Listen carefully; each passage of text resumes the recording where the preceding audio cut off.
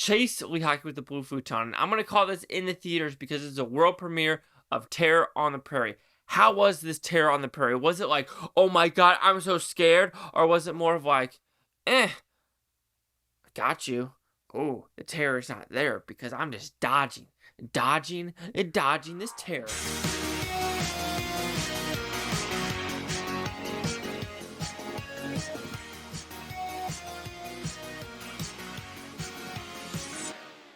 So Terror on the Prairie, what's it about? It's a very simple premise, actually. We are in Montana.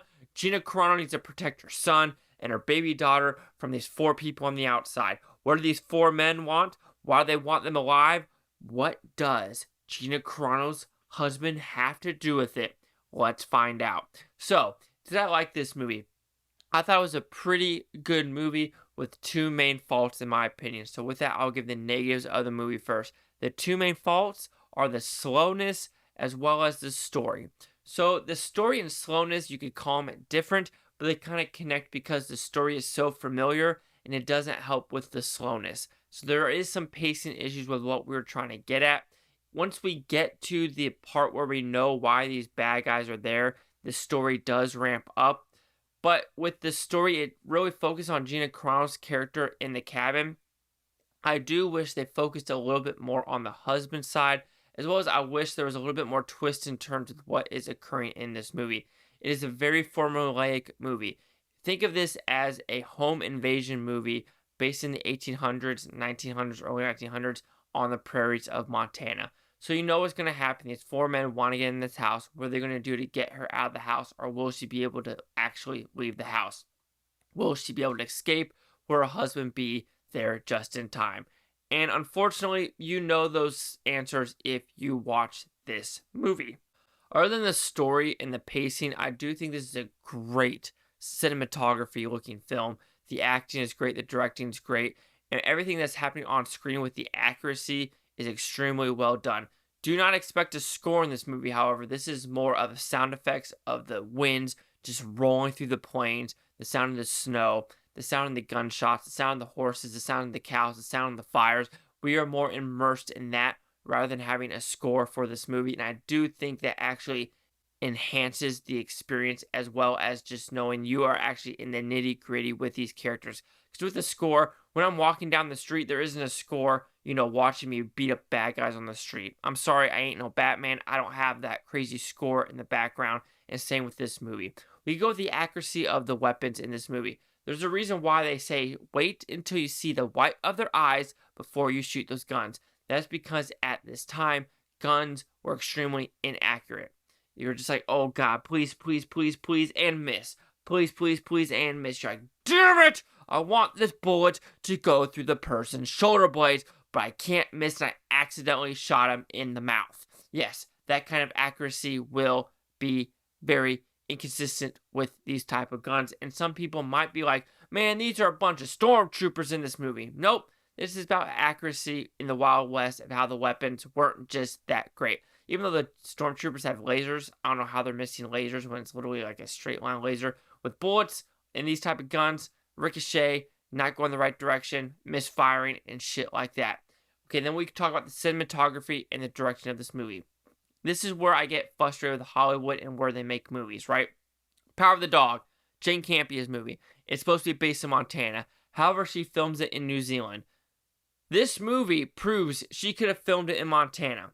The Montana plains, the Montana mountain ranges, the cinematography in this movie is absolutely phenomenally great. The clouds, the snow, the sun, the shadows, everything in this movie looks fantastic. If you watch this movie on the big screen, and if you are part of the Oscars or anything like that, or type those guilds, this is something you would be like, yeah, that might be one of the top 10 movies for cinematography of the year if people actually decide to watch this movie. And with the acting, I do think the acting is pretty good in this movie with what is being portrayed. But there are some little flat moments and some characters are like, that's some okay acting. And I do wish when the Native Americans showed up on screen, I do wish their storyline was a little bit more fleshed out. That should have been part of the negatives, but I just brought it up now. So that was a big part of the negatives, as well as just the husband character of kind of trying to get him more involved in the story. But overall, Terror on the Prairie is a solid-looking movie. It is first-rate, budget as well as looks. You have a lot of these movies on Vudu that look a lot cheaper than what they did with Terror on the Prairie. Yeah, some shots are like, okay, that's just a little bit more homey, but the cinematography is fantastic. The acting's really good. The actual look of the movie. This is the best part of the movie is the look. So if you want to watch a Montana movie where you're like, damn, I wouldn't mind living in Montana, but I kind of want internet and a movie theater near me. But man, visiting Montana, I don't wouldn't mind doing that at all. So Terror on the Prairie will receive a 3.5 out of 5 with Futons. It goes at 70%. I would put it more in the 80%, but some of this slow pacing, and I just wish there's a little bit more oomph with the story. So let's see the critics' news scores gave this one. So critics, we have one review, and it gave it a positive at 3.5. Oh, 3.5 out of 4. Wow. And then we have the audience score 92% with over 100. Of course, no critic consensus. So we were at 100%, a 92 in my 70. I don't know. I just expected a little bit more with the story. I just wanted some more packed with the punches.